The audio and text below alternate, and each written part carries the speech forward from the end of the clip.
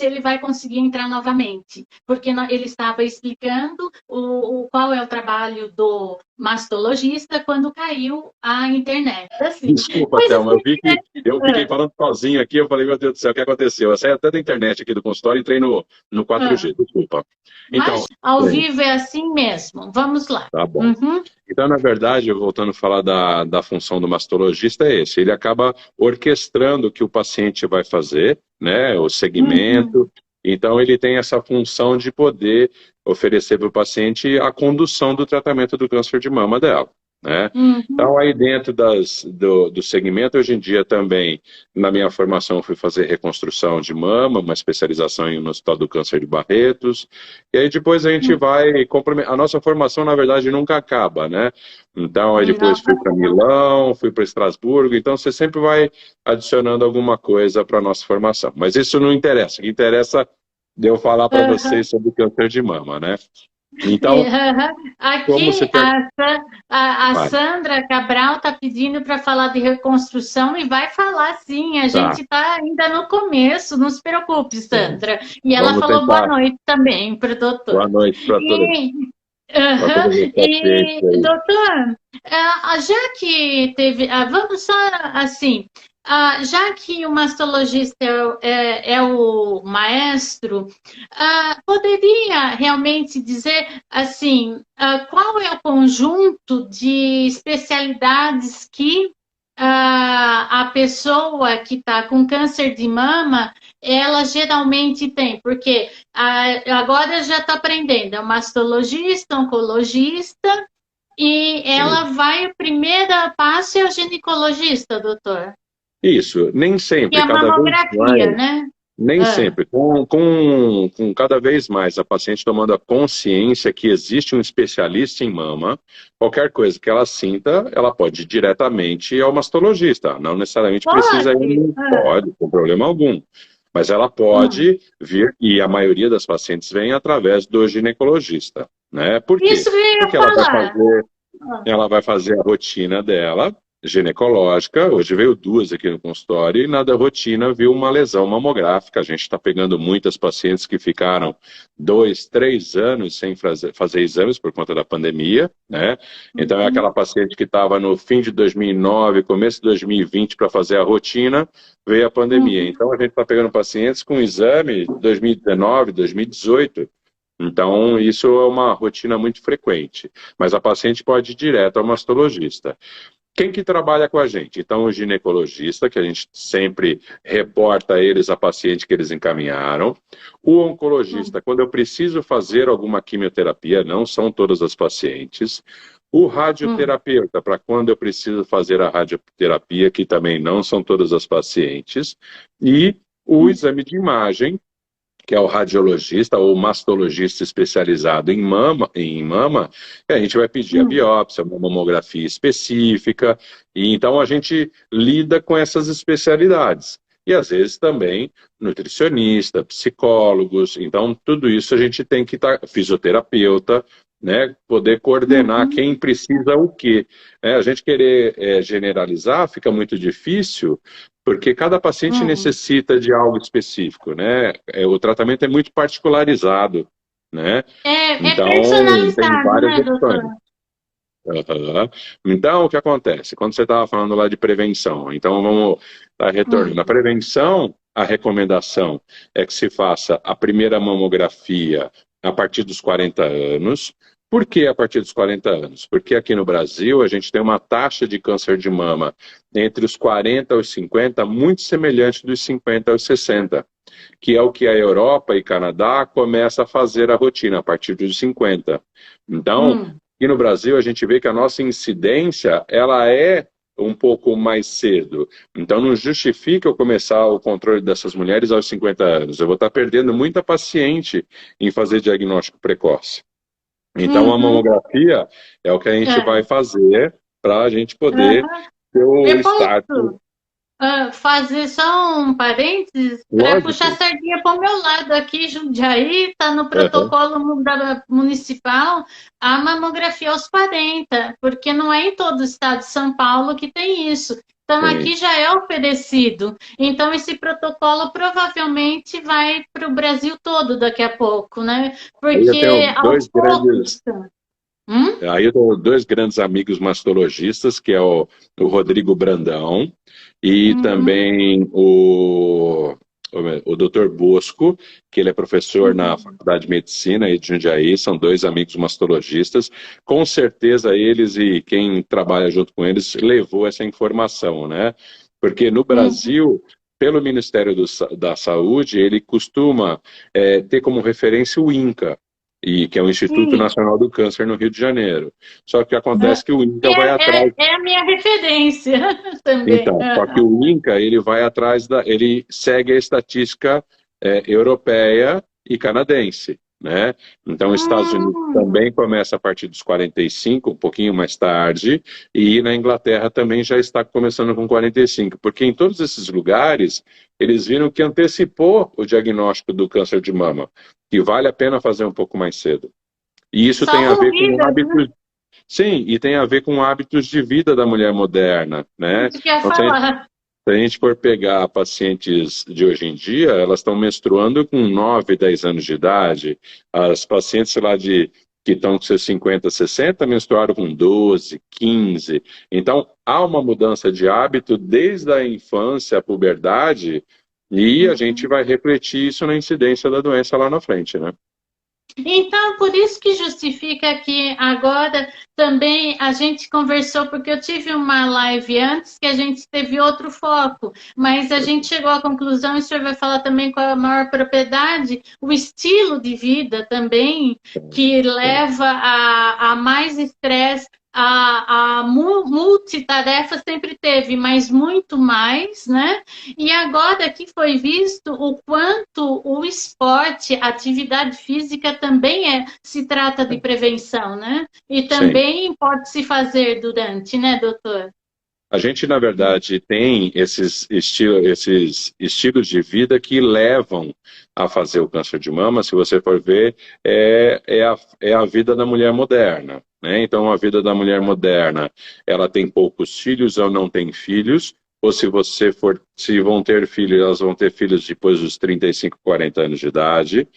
Além disso, o sedentarismo, a obesidade, o hábito da bebida alcoólica, muito frequente entre as jovens hoje em dia. Eu costumo brincar, falar que se você passar num barzinho de segunda a segunda, você tem uma mesa de mulheres tomando vinho, tomando um drink, um gin, alguma coisa, e isso tudo é uma somatória que elas vão fazer um câncer de mama com maior frequência. São esses estilos de vida. Há trabalhos científicos que comparam gêmeas japonesas que uma continuou morando no Japão, outras se mudaram para Nova York. A de Nova York tem mais câncer de mama. Por quê? É o estilo de vida, né? Então, Uhum. tudo isso influencia muito, né?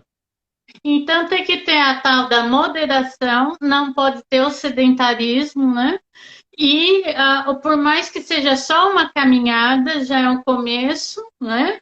E a gente vê que também os cuidados com a alimentação, né, doutor? Que é Sim. uma coisa assim, por isso que até foi comentar, o doutor já até falou que até nutricionistas, eles já ficam, fazem parte da equipe multidisciplinar por uma mulher com câncer, né? E agora, doutor, só para falar um pouco dos tipos, porque eu estava no começo comentando enquanto que eu vou falar por mim, tá? O que eu mais ouço e sei ali é carcinoma, né? E Sim. Adenocarcinoma. E Mas é a mesma coisa. adenocarcinoma. Porque o que eu estava procurando, eu falei, nossa, eu preciso estudar um pouco, porque senão o doutor vai achar que. É Não, não. que eu vi que um reveste os órgãos e outros é mais no ducto, né? Sim. Agora, se puder falar mais ou menos de uma forma leve, uma forma que a gente possa entender, porque tem o in situ, o invasivo, o que se dissemina, para a gente saber os tipos, daí a gente entra nos tratamentos, que vai para a cirurgia, e se faz mastectomia ou não e reconstrução. Tem. Só um pouquinho de coisa. Simplinho. Vamos lá. Desculpa, o Não, tô assunto é brincando. sério, mas eu deixo um pouco leve, eu não estou desmerecendo, e não é falta de empatia, tá? Isso não é falta de consideração com o câncer de forma alguma. Não, ó, eu ia colocar você aqui desde as 8 horas da manhã até agora no consultório, eu vou te passar tudo isso daí que você perguntou. Todas as pacientes vieram. Na verdade, assim, então vamos tentar colocar de uma forma linear para a gente poder entender. Então, assim, na verdade, quando eu tenho um diagnóstico de um câncer de mama, vamos pegar uma paciente de hoje à tarde. Ela veio com uma mamografia encaminhada para um ginecologista, que ela sentiu um nó. Ela veio pedir a biópsia. Essa biópsia vai me chegar e vai me falar se aquilo ali é câncer de mama ou não câncer de mama. Dentro do câncer de mama, você pode ter o in situ, que é o carcinoma. Quando a gente fala câncer, é o carcinoma. O adenocarcinoma também é a mesma coisa, vai porque é o tecido... Adeno vem de tecido glandular. Então, a mama nada mais é que uma glândula sudorípara modificada. Se a gente está cortando ela no centro cirúrgico lá com um bisturi elétrico, às vezes sai um cheiro daquele de suor, para você ter uma noção. Ela é uma glândula especializada sudorípara. Então, quando a gente biopsia, eu vou ter o diagnóstico se é um câncer de mama. Esse câncer de mama, vamos imaginar um fio. O fio, você tem o interior e você tem a capa. Então, tudo quando você tem um câncer de mama dentro da capa do fio, a gente chama de in situ. Existe uma membrana ao redor do ducto, que a gente chama de membrana basal, que é a capa do fio. Quando eu extravaso essa membrana basal, ele se chama invasor. Então, eu tenho câncer in situ, eu tenho invasor. O in situ, geralmente o meu tratamento é cirúrgico e, no máximo, uma radioterapia. Esse é o tratamento, eu operei, essa mulher está curada. Ela não tem o risco do quadro metastático, da doença disseminada. Por quê? Porque enquanto está dentro dessa capa do fio, os vasos sanguíneos e os vasos linfáticos estão para fora dessa capa do fio. Então, se ele ocorre só dentro do ducto, ela não tem um risco, a doença dela está confinada na mama. Por isso o nome in situ, no sítio, tá? Naquele lugar. Tá. Então, esse é o ponto. Quando eu tenho um invasor, aí entram pelo menos 5 subtipos de câncer de mama. Existe o mais frequente, os luminais, que são os tumores dependentes do estrogênio, que são os hormônios receptores hormonais positivos. Luminal A, que é o mais frequente, é o tumor de menor agressividade. O luminal B, o que diferencia entre eles, tem um índice que a gente avalia chamado KI67, que tem uma nota de corte. Essa nota de corte para baixo de 14% é luminal A, para cima de 15% é luminal B. Isso são detalhes, mas eu diferencio entre os dois receptores de hormônio positivo. Além disso, eu tenho um outro que chama-se HER2 positivo. O que é isso? São as células, ela tem umas espículas. Vamos imaginar, todo mundo tem na cabeça agora a imagem do COVID, né, do vírus. Sim. Aquelas espículas para fora, quando eu tenho um HER2 positivo, são genes de membrana que estão super expressos. Então, eu tenho um gene chamado HER2, um tumor chamado HER2. Eu tenho triplo negativo. O que é esse triplo negativo? São os receptores de hormônio negativo e o HER negativo. Deixa eu perguntar, então esse é de receptor de hormônio também? Sim, mas esse daí, quando ele é negativo o receptor de hormônio. E aí obrigada, eu entendi errado. Obrigada por estar me ensinando. Não, e eu tenho o triplo positivo, que é esse HER2, e o receptor de estrogênio e progesterona positivo. Então eu tenho 5 subtipos, tá? E cada subtipo eu tenho um tratamento diferente. Eu tenho situações como o HER2 positivo e o triplo negativo, que geralmente eu vou iniciar por quimioterapia o tratamento. E a cirurgia no final da quimio. Por quê? Porque nessas mulheres, se eu tiver doença residual depois da quimioterapia, quando eu for operar, eu dou a oportunidade de oferecer mais uma droga quimioterápica para ela. Porque eu consigo avaliar se ela teve uma resposta a ponto de zerar a doença na mama. E quando eu zero a doença na mama, não tem como, eu tenho que operá-la, porque já foi feito trabalho científico que mostra pacientes que eu só acompanhei sem operar e pacientes que eu operei. As que não operam, esse tumor uma hora vai voltar. Então, essas mulheres vão para químio, eu opero e depois eu vou ver se acrescenta alguma coisa. E a maioria das pacientes a Uhum, gente começa operando, que são os tumores receptor de hormônio positivo. Então, dentro uhum. do invasor, eu tenho 5 subtipos: luminal A, luminal B, triplo positivo, triplo negativo e HER2 positivo. Cada um eu tenho um Uhum. tratamento específico. Por isso que tem essa variedade de tratamentos. Não é a mesma coisa, é muito variável, né? Por Então, isso que é personalizado totalmente, né? sim, porque antes, quando eu comecei a fazer mastologia, era um combo, né? Então você fazia, tirava a É mama de isso, todo mundo, fazia quimio em todo mundo e fazia radioterapia em todo mundo. é Então, isso. você fazia como se fosse assim, você matar um ratinho com um canhão para algumas mulheres, né? Onde que eu poderia ser muito mais conservador.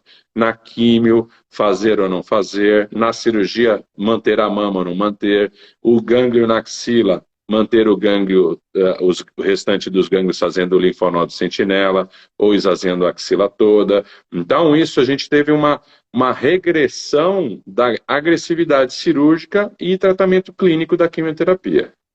Então, uma Uhum. vez você definido isso, aí, uma hora essa mulher, ela vai cair na cirurgia. Quando que eu vou fazer uma cirurgia radical? Quando que eu vou tirar Isso a mesmo. mama de uma mulher? Eu vou tirar a mama de uma mulher se a lesão que ela fez é extensa e, por exemplo, é um tumor luminal que eu sei que não vai dar jeito na quimioterapia para aquele tumor diminuir. Então, a gente vai para uma mastectomia.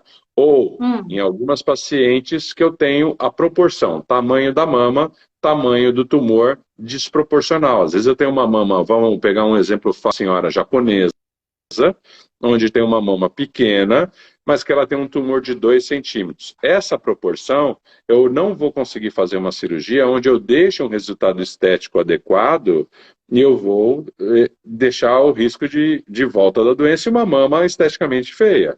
Então, para essa mulher, às vezes eu vou para uma mastectomia. Ao passo que eu posso ter mulheres com um tumor de 6 centímetros e com uma mama grande ou com uma queda, onde eu posso fazer hoje em dia uma cirurgia que eu retiro o tumor, monto essa mama e simetriza a outra mama como se fosse uma cirurgia plástica. A gente usa isso, chama-se o termo oncoplastia mamária. Eu uso técnicas de cirurgia plástica, o próprio mastologista pode fazer isso, ou o mastologista que não sabe fazer, ele trabalha com plástico. Mas cada vez mais nós temos mastologistas capacitados para isso. Então, Uhum.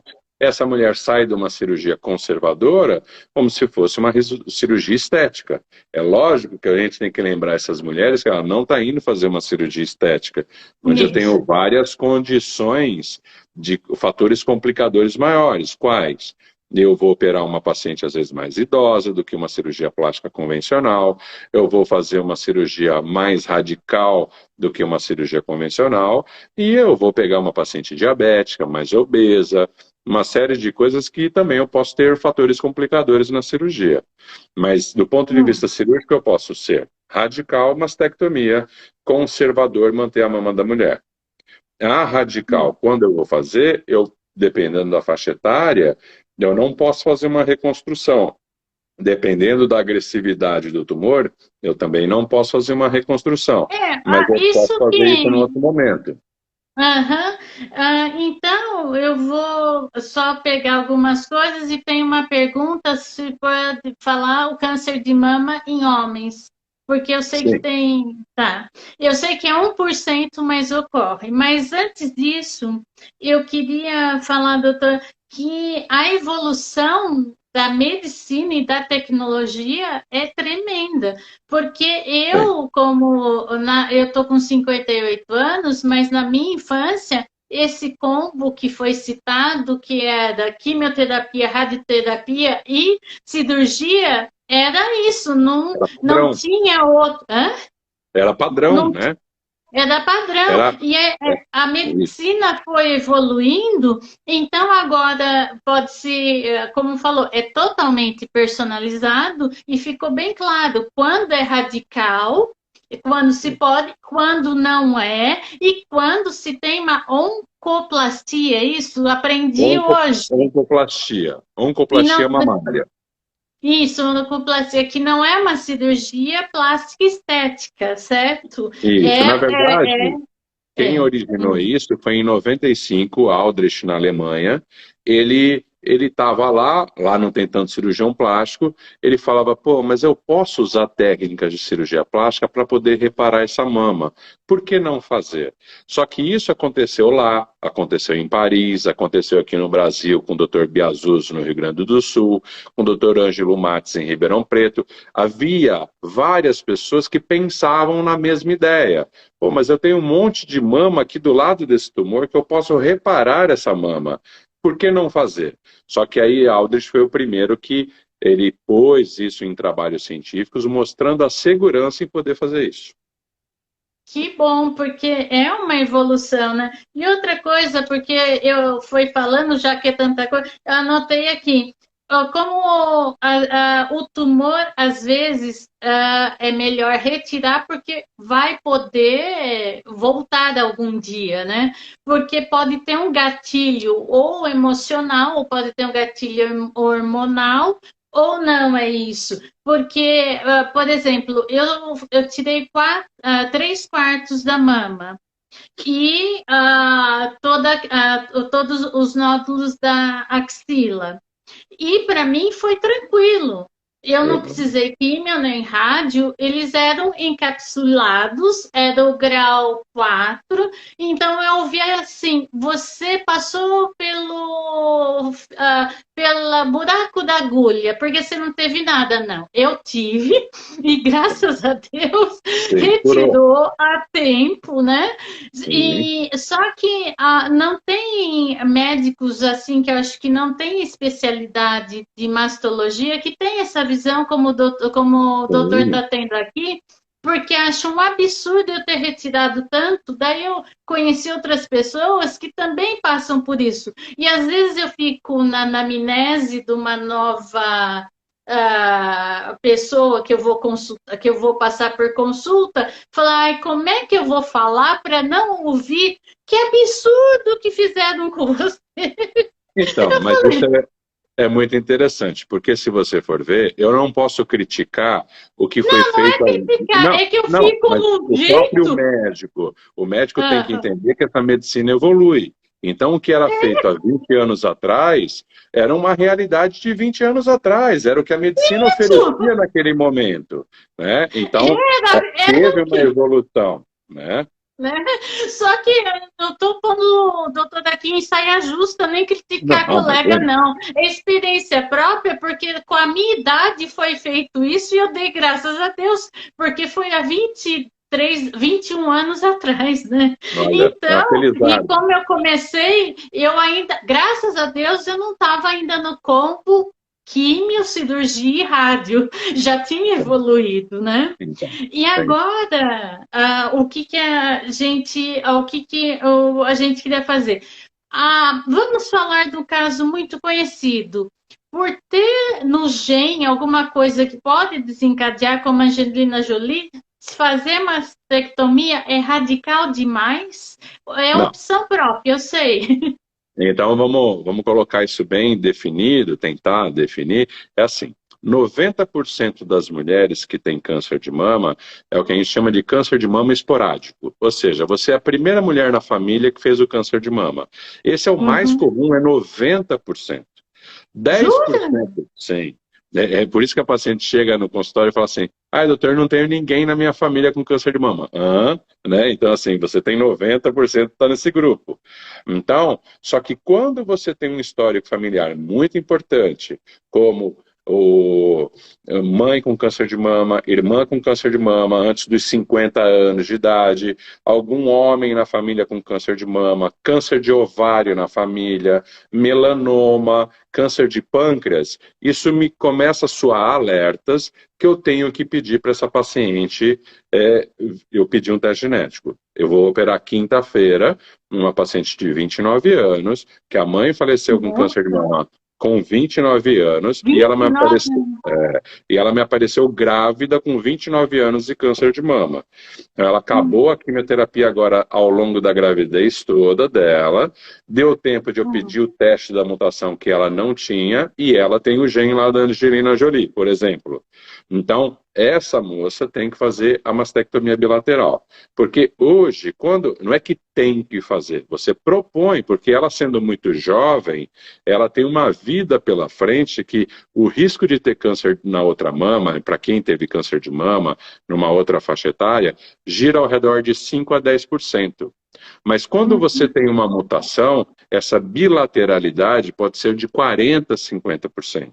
Então, essa mulher que tem o gene alterado, ela tem esse risco muito alto. Por isso a indicação de poder fazer a cirurgia na mama contralateral. Entendeu? Então, isso é fundamental para a gente poder definir.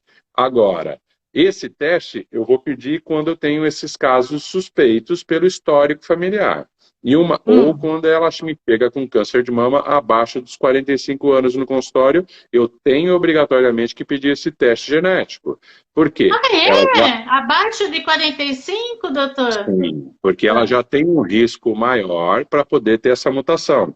Então, hoje em dia a gente pede um painel genético, que vê geralmente 25 a 26 genes. Existe o painel genético ampliado, que vê até 140 genes.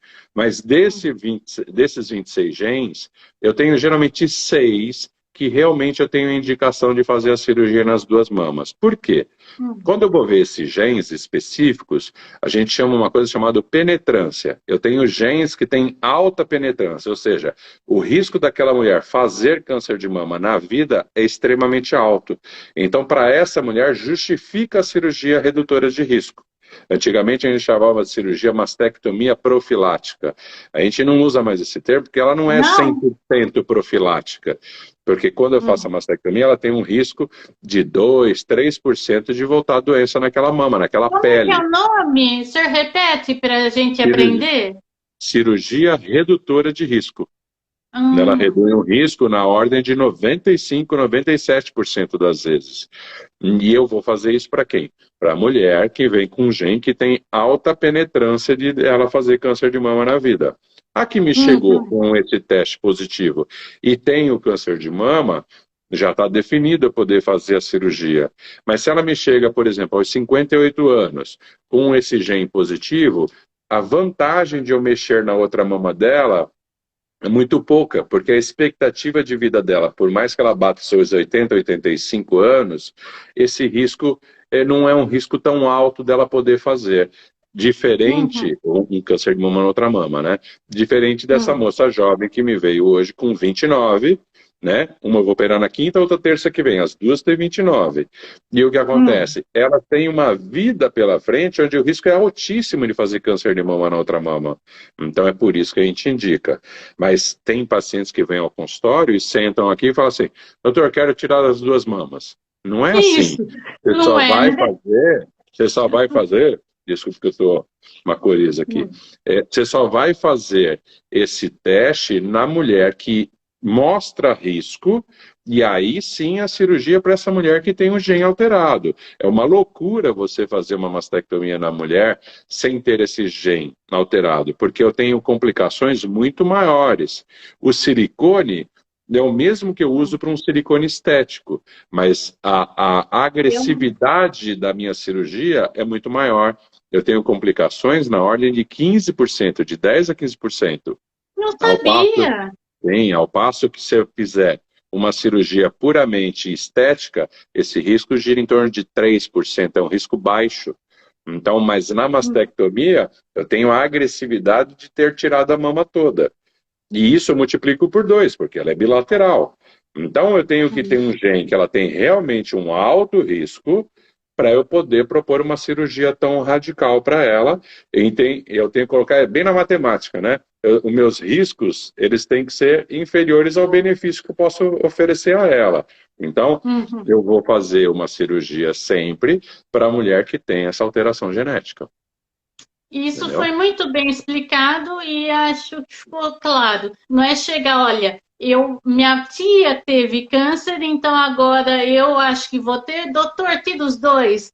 Não Não é pode. Isso assim, né? deixou muito claro, né? Existem algumas Agora, situações ah, específicas, só complementando, tem algumas hum, situações muito específicas que, às vezes, a paciente pode ter duas, três irmãs com câncer de mama, e você faz o teste genético nas irmãs e é negativo.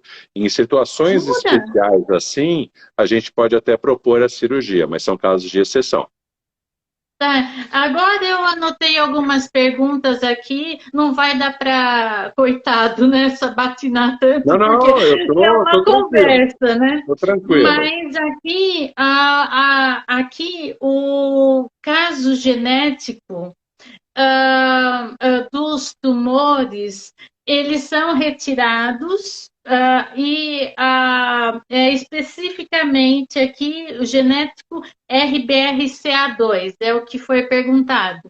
É. Antes de fazer a reconstrução, tem que fazer um teste genético novamente ou não?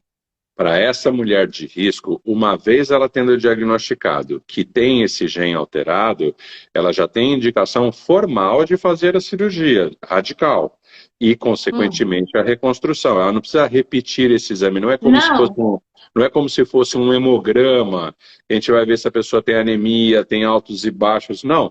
Uma vez você tendo dado o teste positivo, isso é seu, é genética. É a mesma coisa que você ter o risco de ter o olho azul, por exemplo.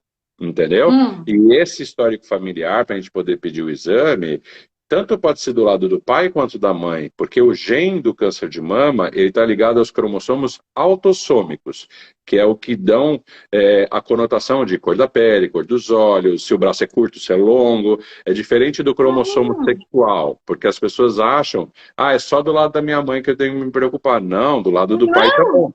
Não, dos dois. aprendi isso hoje. Ótimo. Muito obrigada. E acho que quem está assistindo também está aprendendo. Então, acho que foi muito bem respondido. Então, acho que, vê se eu entendi. Uma vez feito o exame genético, ele não precisa fazer de novo, porque Não, já está no seu gene, está né? definido. Antes da reconstrução, está definido. Como, por exemplo, a cor do meu olho, ela não vai mudar. Sim. Então, o gene não muda, então dá para fazer. A outra coisa é sobre o câncer de homem, como eu sei que é 1%, ocorre, e eu sei que há reconstrução também na mama do Não, homem. não, na Hum, verdade, o homem primeiro tem hum, menos preocupação com a estética, né? E você hum, geralmente não faz reconstrução. Ele geralmente tem os tumores hormonais positivos, também como a mulher, mas eles têm uma hum. coisa que é assim: uma vez um homem com câncer de mama, você vai pedir teste genético. Eles são muito frequentes terem BRCA2 positivo. Então, quando você vai BRCA2? Hum, isso. Geralmente, quando você vai tirar no histórico, ele tem ou uma mãe com câncer de mama, uma tia com câncer de ovário, uma irmã com câncer de mama. Então, geralmente, ele tem uma chance de fazer câncer de próstata precocemente. Então, o homem com câncer de mama, é fundamental a gente pedir o teste genético, porque isso ajuda os familiares, filhas, irmãs dele. Então, é um dado super importante a gente pesquisar. E o tratamento é igual: faz químio, faz mastectomia, não tem como você fazer uma cirurgia conservadora, porque ele praticamente tem pouca mama, né? Então é hum, mastectomia. Geralmente a queixa clínica do homem é a retração do bico do peito, né, do mamilo que retrai, e é isso que hum, faz ele chegar no médico. E o grande problema é que homem não é como mulher, ele vai deixando, e a gente pega muita doença avançada no homem, infelizmente, né? uhum. Então, é isso que eu vejo. E então, outra coisa que eu aprendi, não é só porque eu tenho o lado materno, que tem minha mãe, que tem familiares que têm câncer, eu também tenho que olhar o lado do pai, o lado paterno. Sim, sim, Doutor, estou sim. aprendendo muito hoje, Que bom, aliás, que bom, e acho que todo mundo que está assistindo também, né? tá bom. Agora, o que eu ia só comentar. Eu também sou de uma época, e acho que é pertinente a minha pergunta, que não se podia fazer a reconstrução e tinha que esperar muito tempo.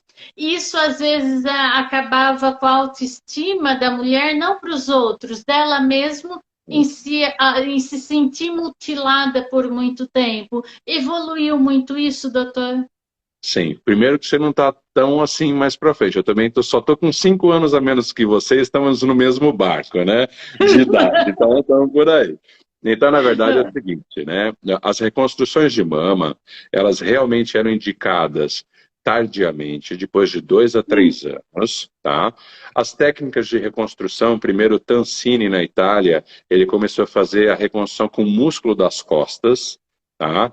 E a primeira reconstrução, na verdade, foi feita por um autor alemão, que ele pegou um lipoma de uma paciente, que ela tinha um lipoma no dorso, e ele transferiu como uma gordura para a região que era da mama.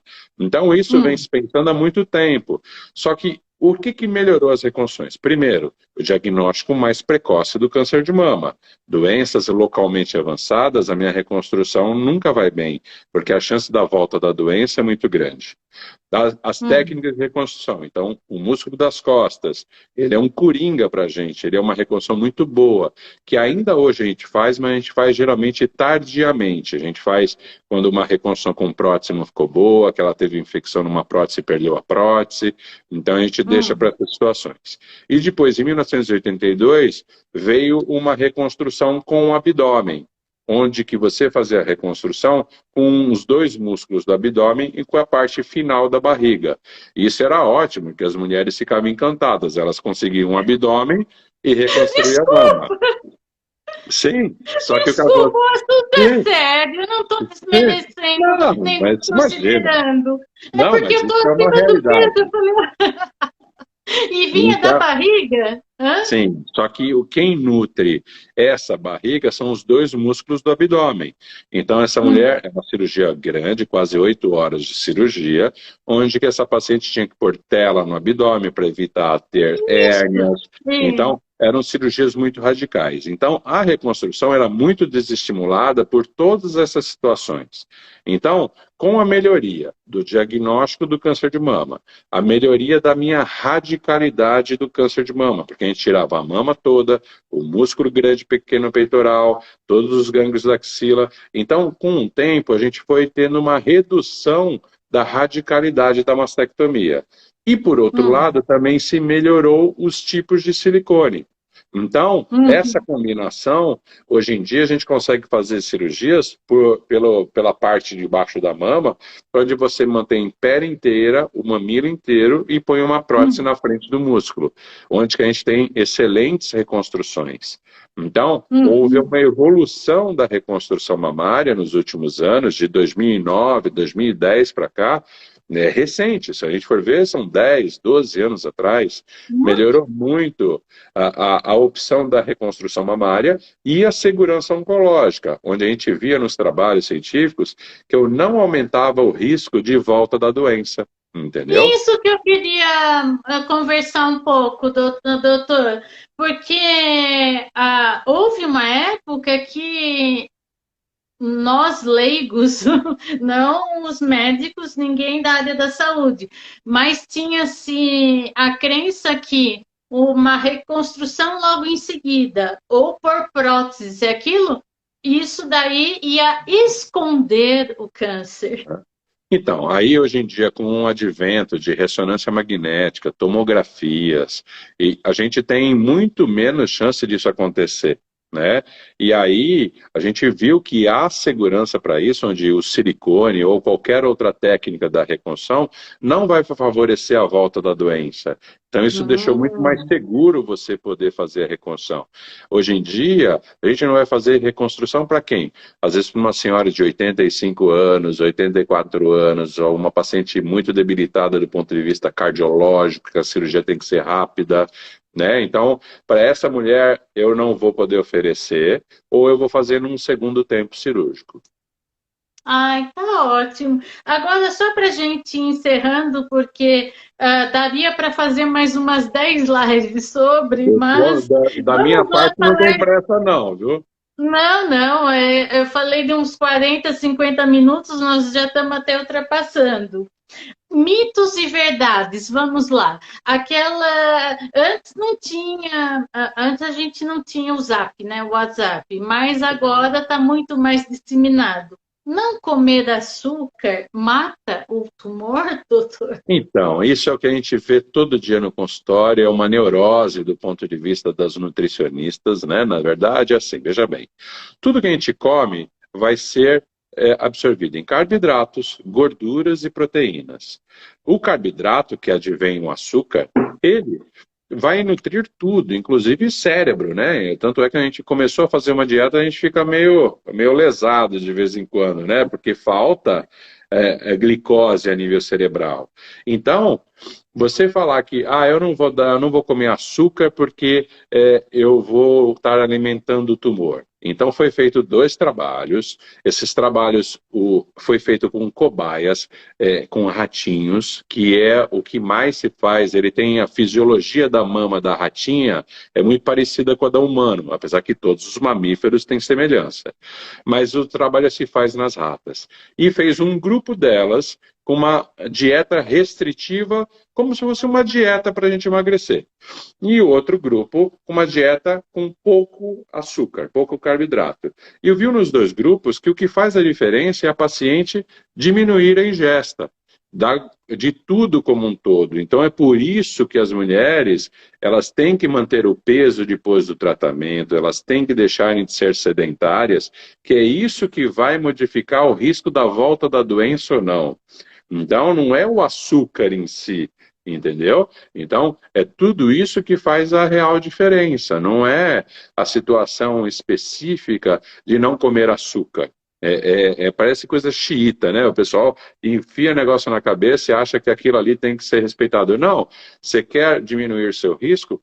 Faça exercício e faça uma dieta de boca, no geral, para você manter o seu peso adequado. Isso é o fundamental. Uhum. E aqui, não usar sutiã não aparece o tumor. Não tem nada a ver, né? Então é assim, se a Hum. mulher usa sutiã, não usa sutiã, o que ela pode ter, a mulher que não usa sutiã, ela pode ter uma mama que tem uma queda um pouco maior, se ela for mais obesa, se ela tiver uma mama mais volumosa, ela vai. Existe quem mantém a tensão na mama, são os ligamentos de Cooper, são tecidos fibrosos que eles mantêm como se fosse um sutiã interno da mama. Quando a mama é volumosa, quando a mulher ganha peso, esses ligamentos são estirados. Então, o que acontece? Eles ganham uma flacidez. Não é o sutiã que vai fazer isso ou aquilo. Não é o sutiã que vai prevenir ter um câncer de mama ou não. A gente acabou de falar, a alteração é genética. Ela pode ser hereditária, passado de gerações para Hum. gerações, e ela pode ser genética. Todas são. Você tem que ter um dano celular no gene para poder fazer câncer de mama, quer seja hereditário ou não. Fatores como alimentação, radiações, tudo isso é o que pode dar. Não é o coitado do sutiã que faz a diferença, né? E agora, e o famoso desodorante? Esse é o fim da Ele, picada, né? Fala a verdade. ele desencadeia o tumor? Não. Na verdade, existia a preocupação se os desodorantes eles entupiam a saída da glândula sudorípara da axila. E com Ah, isso, esse suor retido que poderia dar um câncer de mama. Não é verdade, né? Isso é uma mentira. Então, pelo amor de Deus, vamos colocar um perfume, vamos colocar um desodorante, né? doutor, agora eu vou fazer advogado do diabo, pode? E quem Lógico, põe botox na axila para parar de suar? não Também tem não vai problema causar também. câncer. Porque quando você. Ah, Olha que interessante isso. Quando você faz o botox na axila, é a mesma coisa como se faz a cirurgia torácica, faz uma cirurgia chamada simpatectomia, que é você entrar por vídeo e cortar a inervação que inerva as glândulas axilares. Essa hum. pessoa que fez essa cirurgia, não tem jeito, ela vai transpirar por outro lado. Geralmente ela vai transpirar, às vezes, no buço, no queixo, às vezes na região no final das costas. Então, Hum. ela vai, porque é uma característica dela, eliminar o calor através das glândulas sudoríparas. Então, não é o botox axilar, ela vai transpirar em outro lugar, não tenha dúvida. Não tem. E só para a gente fechar, né? Para voltar para ficar ficar claro para todo mundo. É mito se não tem ninguém na minha família que eu nunca vou ter câncer. O doutor já falou sobre isso, mas vamos encerrar com isso, porque o meu objetivo qual é? Todo mundo tem que se prevenir contra câncer, e a mulher também, e muito mais por câncer de mama, tem um alto índice de mortalidade, por isso que tem o outubro rosa, e a gente está em pleno novembro, mas isso vai para o resto dos dias e meses do ano. Então, isso que eu queria terminar com isso, doutor, que a prevenção é feita sempre para combater, para não ter, mesmo que não tenha nada na família, né? Sim, então, revivendo isso, 90% das mulheres é a primeira pessoa que naquela família que está tendo câncer de mama. Então, isso é uma bobagem as pessoas pensarem que ela não tem risco. Ela tem risco, não é? O risco familiar é os 10% que eu falei do ponto de vista hereditário. Mas 90% das mulheres que sentam aqui é a primeira pessoa na família que está tendo. E aí, 90%? 90%. E aí, aliando a tudo isso e voltando lá no começo, os hábitos de vida da mulher moderna, nós não vamos mais mudar. Ela vai tomar anticoncepcional desde cedo, ela está consumindo a bebida alcoólica dela, ela vai ter poucos filhos ou não ter filhos. Então, se a gente teve essa evolução no estilo de vida, que a gente tenha a evolução e inteligência para fazer os exames melhores que tem. A gente tem que fazer a lição de casa, né? Fazer os exames, está indo ao médico, ao ginecologista, tem que fazer essa prevenção. Né? Então, do mesmo jeito que mudou o estilo de vida para uma coisa, se a gente comparar nossas avós, hoje em dia tem muito mais informação para as mulheres se cuidarem. Elas não tinham. Hoje em dia é Instagram, é Facebook, é WhatsApp, é e-mail, é televisão. Então, tem que todo mundo se tocar. Literalmente, né? Se tocar. Isso, literalmente, se tocar em tomar uma decisão e tocar os seios também para verificar. Então, eu acho que a gente teve tudo e muito mais. Eu só tenho a agradecer. Só pessoas aqui, não dá tempo de eu ler tantas as mensagens, mas todo mundo agradecendo e achou que aprendeu e foi muito informativo. Isso eu também acho não, eu também aprendi muito e também quero agradecer muito e falar que quando vier aqui para São Paulo, se quiser conhecer nossa cidade, Jundiaí, vai ser muito bem-vindo, doutor Ricardo. Eu já operei em alguns hospitais aí. Já operou? Então tá bom. E sabe que eu queria, doutor, para encontrar com o senhor aqui, para encontrar com o senhor é lá no Hospital Ana Costa, né, em Santos. Isso, e em São Paulo também.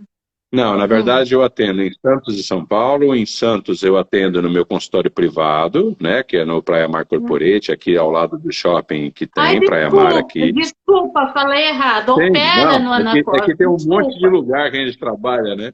Então tem o meu consultório médico aqui, tem o Hospital Ana Costa, que eu estou saindo de lá agora para mês que vem, daqui faz uns 24 anos que eu trabalho de lá, mas por opção eu estou indo mais para o meu consultório. E em São Paulo eu atendo no HCOR, no Hospital do Coração, né? E eu coordeno a parte no SUS, na Escola Paulista de Medicina, a parte de reconstrução mamária no Hospital São Paulo, entendeu?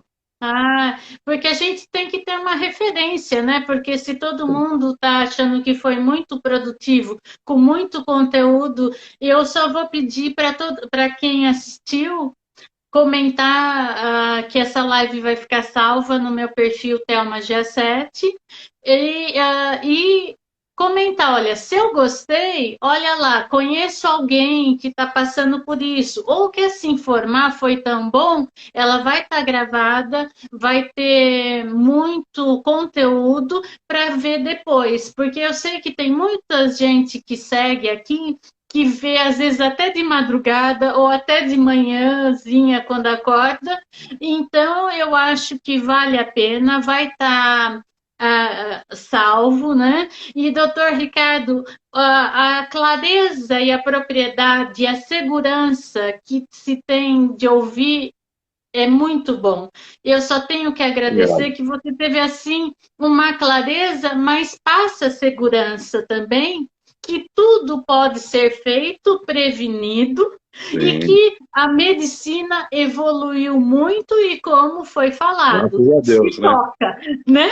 Se toca porque em todos os sentidos. Eu só tenho que agradecer, foi excelente e até uma próxima vez, tá bom? Tá bom. Muito obrigado pelo convite, fico à disposição, independente de Outubro Rosa, às vezes ao longo do ano, algum tema específico, estou sempre às ordens. Ai, que bom! Olha que eu já vou fazer se comprometer, porque a gente quer saber, porque ainda não deu. Eu posso causar emocionalmente ou não? Isso não. Foi uma questão que ficou para uma próxima, tá bom? Tem. A gente conta numa próxima. Tá bom. Tchau, muito obrigada. Tchau, uma boa noite. Obrigado. Boa noite. Tchau.